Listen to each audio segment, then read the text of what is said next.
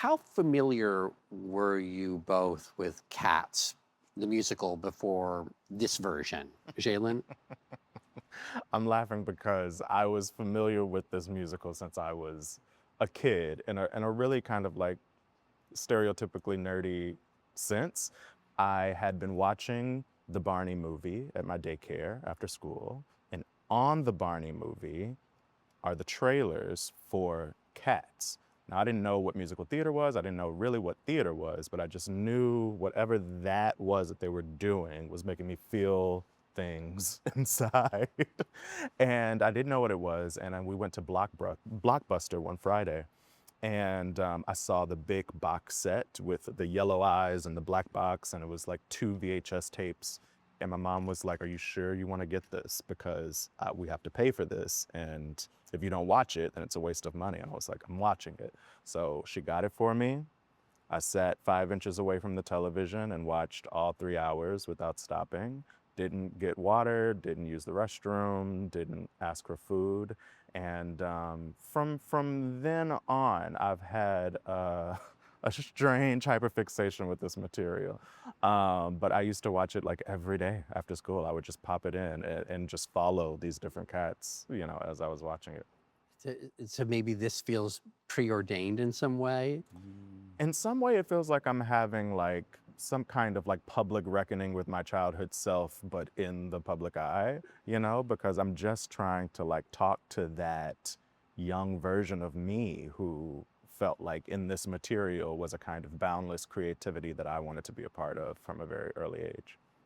And Bill, what about you? What was your exposure to Cats, the musical, before this? My origin story is not nearly as good as that one, but I saw the original Broadway production pretty late in its run, and enjoyed how immersive it was, but didn't think that much about it for years. And then I just had the image of an older gay man singing the song "Memory" in a gay bar.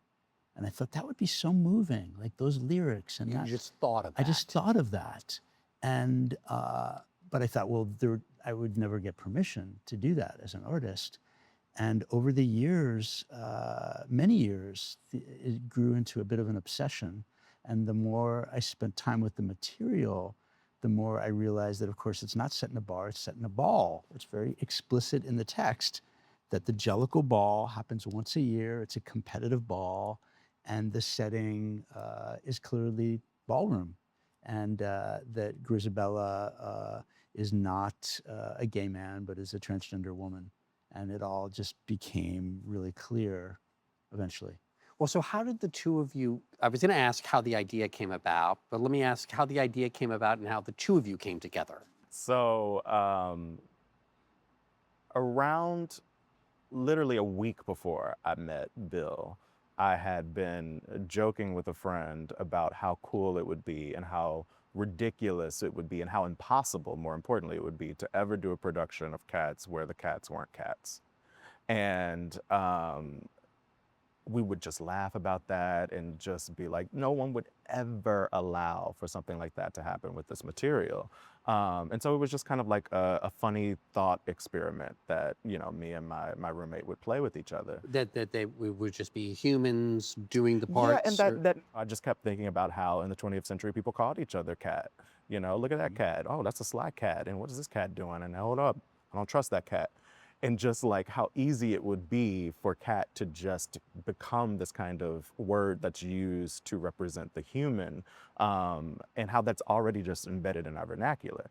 And so then I was directing a show at Second Stage, and a group of us went out for drinks afterwards, and a couple of friends were there along with who became the eventual casting director of the show, Victor, from X Casting.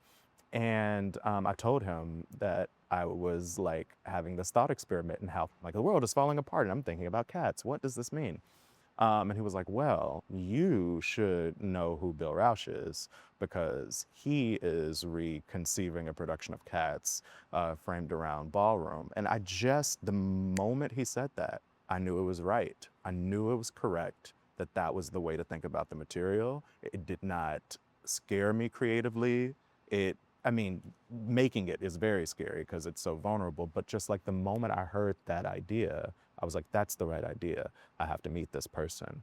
And so I, 2 days later, was on Zoom with Bill, if you want to talk about that. Yeah, we had our first conversation on Zoom, and by the end of our hour together, we had agreed that we were going to co-direct.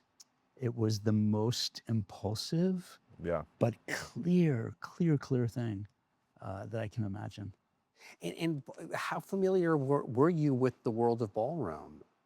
Well, I should back up and say that I began to think about this idea and about ballroom, and I started working with a really brilliant artist, Josie Kearns, who is our gender consultant and our dramaturg. And I was connected with Omari Wiles, who is a One of ballroom the icon, choreographers. and who you, of course, know. And the three of us during the pandemic had weekly meetings over Zoom where we would just dig into the material. And we did this for almost a year.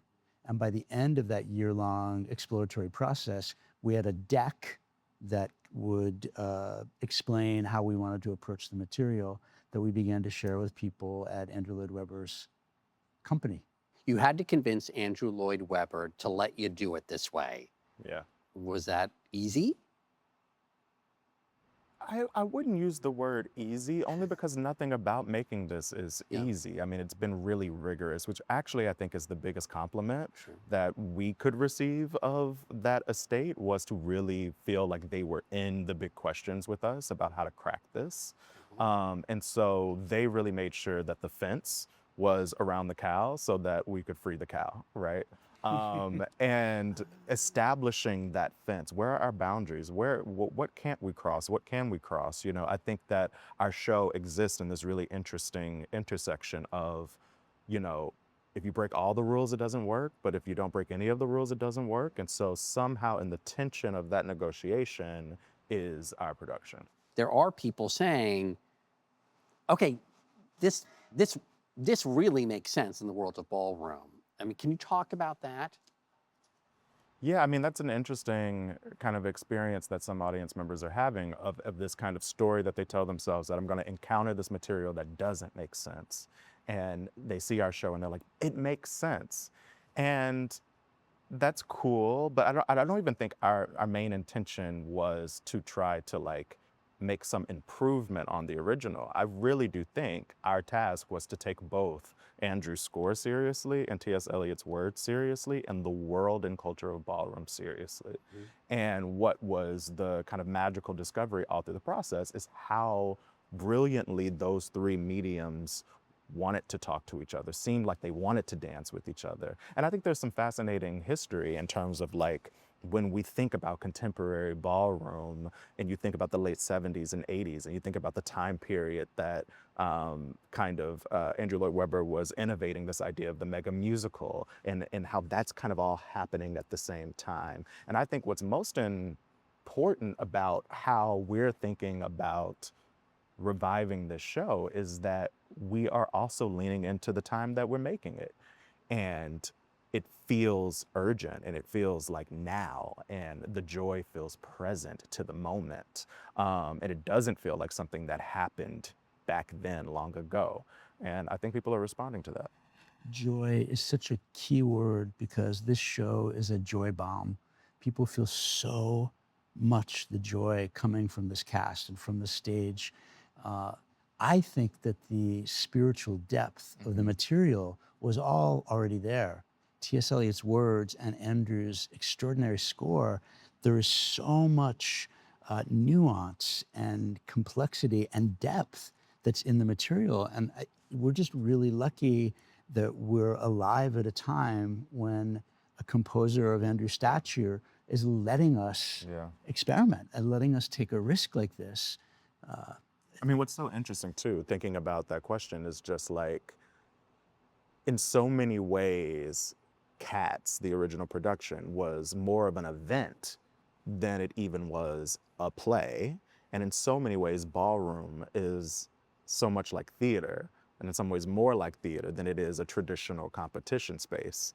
even though both of those things are true. And so I do think that kind of just it's been waiting to talk to each other for many years, and it's doing so now.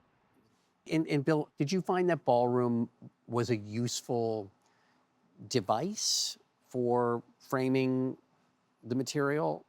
Well, the story of Cats is the story of a ball that happens once a year, that's a high stakes ball in which the characters are competing for the ultimate prize.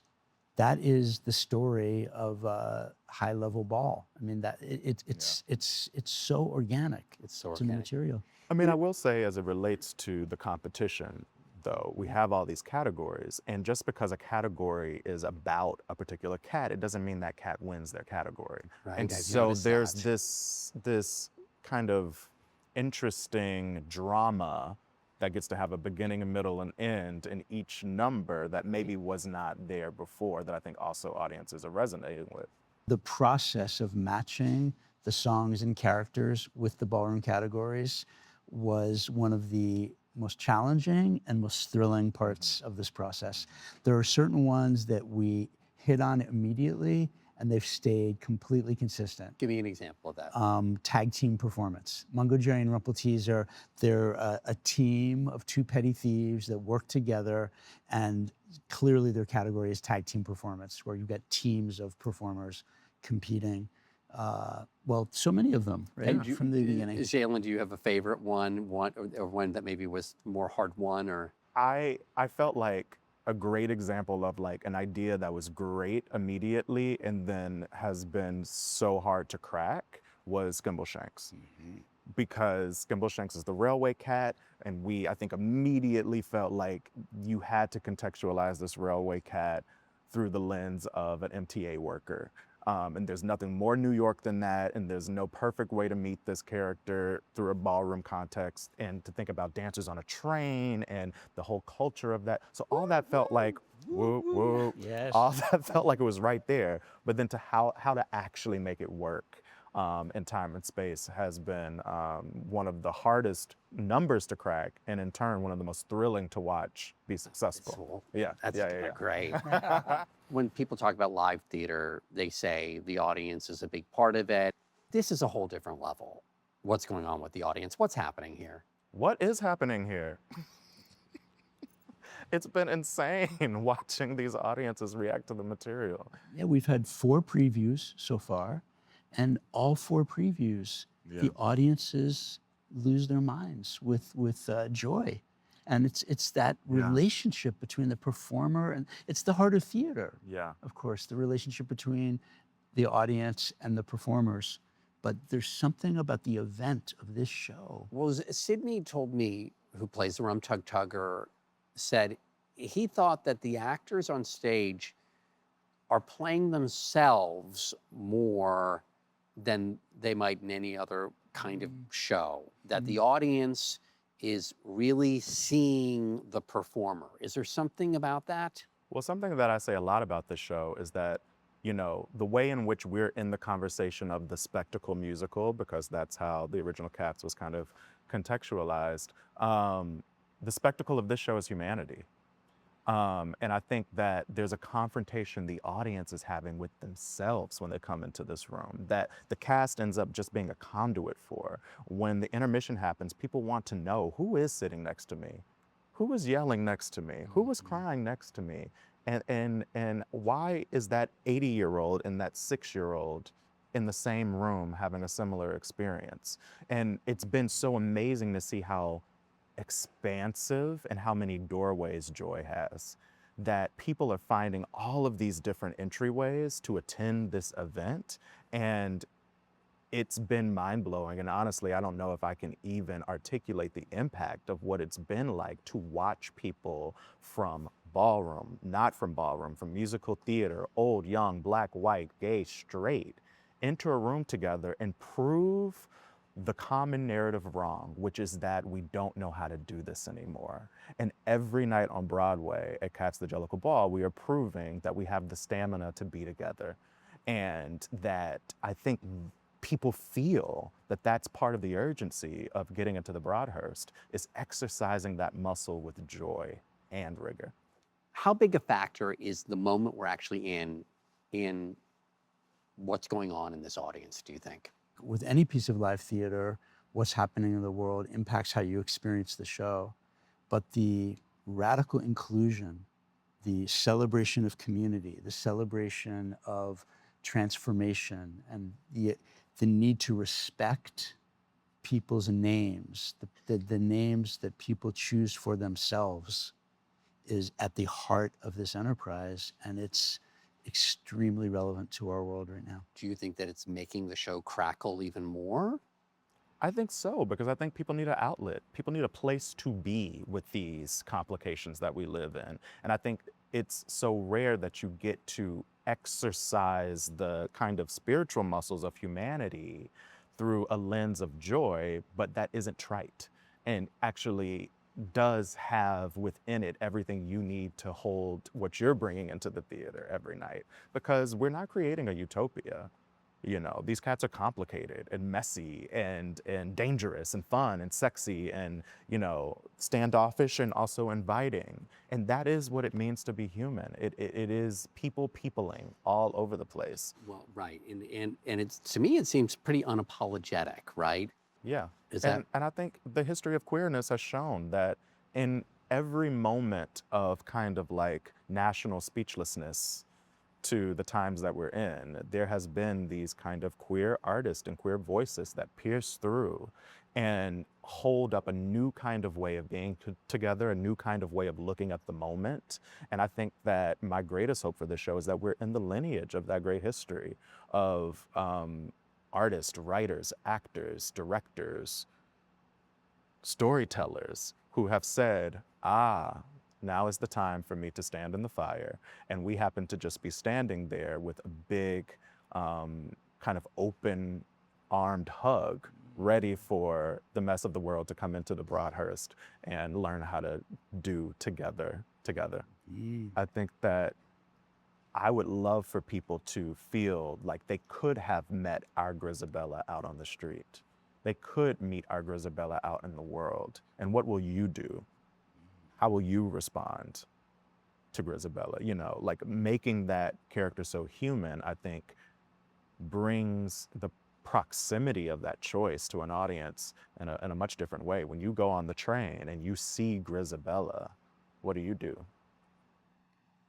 Ballroom was created by Black and brown transgender women and queer men to take the most marginalized members of society in multiple ways and create a safe space in which pure inclusion and acceptance and joy could exist. And that energy, everything that we do, is through the inspiration of the founders of the ballroom movement and the people who practice it today. What is Ballroom doing for Broadway here? Ballroom is showing Broadway there's another way we can be together. There's another way of doing this. There's another way of making theater together. Ballroom is teaching Broadway how to be unapologetic, that word that you use to describe these cats. It's also embedded in the process. So having so many ballroom performers and icons a part of this show has really built the capacity of even me as a director to stand in front of the room and say, yeah, maybe this idea isn't even the best idea yet, but I'm gonna have full confidence in pitching it because I'm worth it. I'm worth an idea in the room. And I think that I learned that from Ballroom every single day. So it turns out that Ballroom and Broadway go together like... I mean, I would say like peanut butter and jelly toasted. I thought you were gonna go to peanut butter and chocolate. But you know, the contrast needs to feel more extreme on paper. And then Okay. you need to be surprised by how well How they actually go beautifully- together. Wait, Yeah, you said you toasted the sandwich there? Yeah, you gotta toast it. You gotta toast it so they melt together. Then you can't really tell where the peanut butter ends and the jam starts. It's that. That's what's happening on stage. That makes me hungry.